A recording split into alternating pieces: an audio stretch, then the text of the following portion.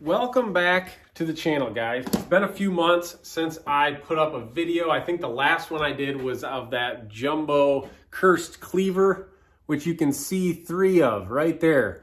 3 more coming up soon. Now, in the meantime, I've got a really cool new project, collaboration I'm working on with my buddy Glenn over at Howling Winds Axe and Tool. He has come up with a really cool cleaver design. This is his number 6 cleaver in 80 CRV2 steel, which I work with a lot. And he sent me one of these blanks just to get working on and see what I can come up with. So I firstly want to apologize for slacking on putting content up lately, you guys. As you guys know, I'm building a house. So between keeping up on all the orders, hanging out with my family, building this house, there's just not enough time left over in the day. So I decided to turn this knife into kind of a little series of videos I'm going to put out over the next few weeks, working on this to where this is not going to be your normal, quick, full build video, because I'm tired of all the fast pace.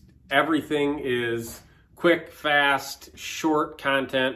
I want to kind of bring you guys along with the build on this. I want to bring you along with my thought process on how I'm going to finish it, what I'm going to do with the handles, what I'm going to do with the blade finish, and kind of make this not so fast, get it done. So hopefully you guys enjoy this. I'm going to kind of bring you along for the ride today. I'm going to think about the handles, and then probably part 2 will be heat treating it, grinding it. Part 3 will be finishing it and seeing how it turns out. So I'm super stoked to start on this thing. This design is just incredible, really, really cool. So let's get into it. So the first step with this project is going to be figuring out what we're going to do for the handles. Now you can see, hopefully this video does it justice. This handle is humongous. Here's my hand. You can see how much sticks out past it. So we obviously cannot do just a normal run-of-the-mill scale on this. We're gonna have to do some really interesting segmented scales. Now, before I decide on what materials, I kind of, at least this is what I think I'm gonna do as far as the pin layout. If you've seen some of my chef knives, I do like a double 1/8 inch pin back here and then 1/4 inch pins here. So I think that's probably what I'm going to do. And I drew it here kind of at an angle. That's where that scale will come up, just to kind of match the theme of how I normally do my scales. So let's go over to the drawer, see what material we have, and see what might work with this awesome cleaver.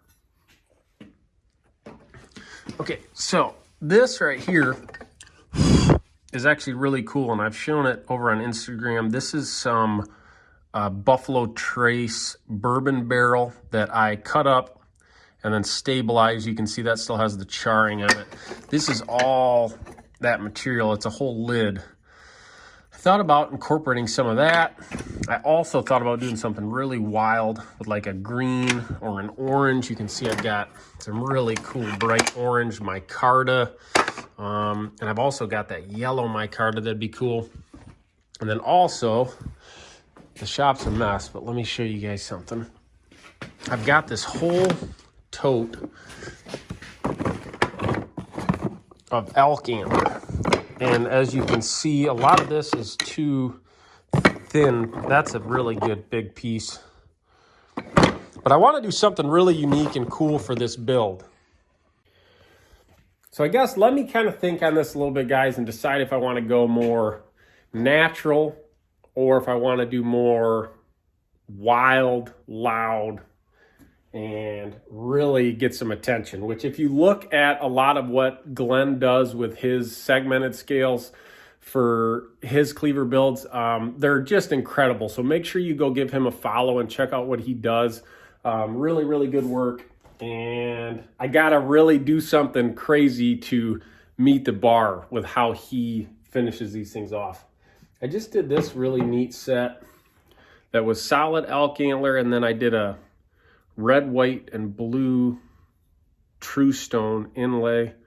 That was a pain in the butt. I don't know if I'm going to do something that intricate, but let me think on this for a minute, and I'll check back in once I have it figured out. Okay, I'm back. This has been tough. So the one problem I'm running into is, if you can see how big this thing is,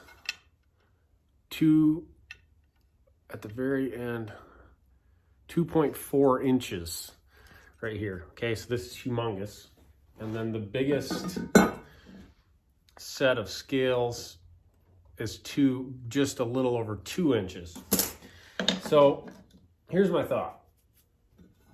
This being huge back here it's mainly for style points, I think. So I think what I'm gonna do, slim this down a little bit. Hopefully, Glenn, if you're watching this, sorry man, I gotta do it. We're gonna thin this down a little bit and make it to where the end of this set of bourbon handles, you can see this even has the logo stamped in it. That's pretty cool chart on that side. So basically the thickest part of this is gonna be at the end here, but I gotta take about 1/4 inch off that handle to make it work. And then what my plan is to use this set of elk antler that I have already cut. I still need to stabilize it and use that as kind of a front bolster area, and then probably do some sort of an inlay. All right, enough yapping. I'm gonna get to work.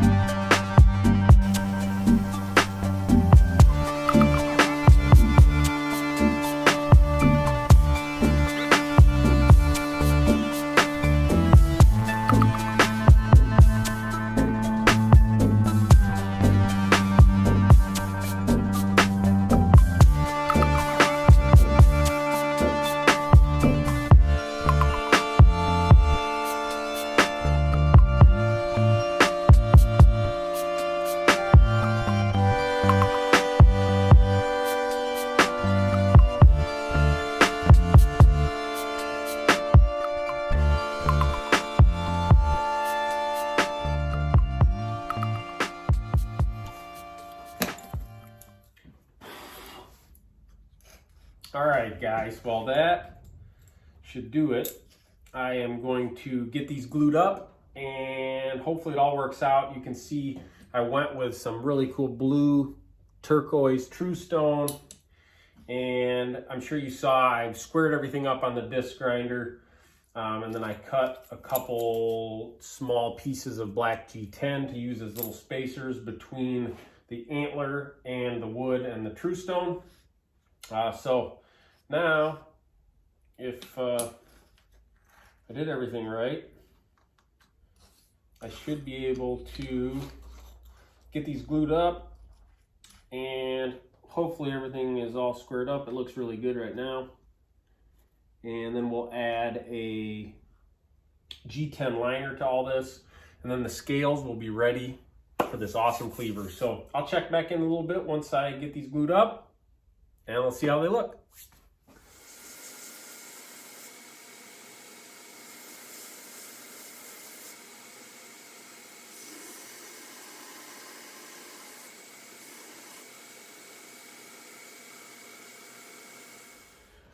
All right, so I just pulled them off the grinder.